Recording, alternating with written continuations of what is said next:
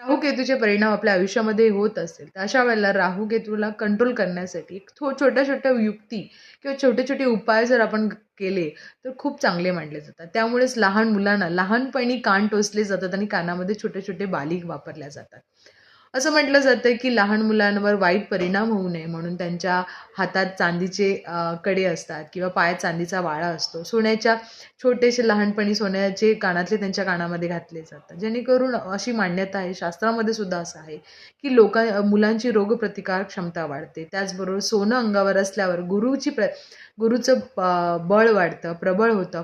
त्याचबरोबर लहान म्हणजे राहूला आपण मस्तिकाचं नाव दिलेलं आहे. त्यामुळं राहूचे जे आजार असतात, घशाचे असतात, सर्दी खोकल्याचे असतात किंवा कुठलेही ब्रेन रिलेटेड आजार असतात, तर राहू खराब होतो.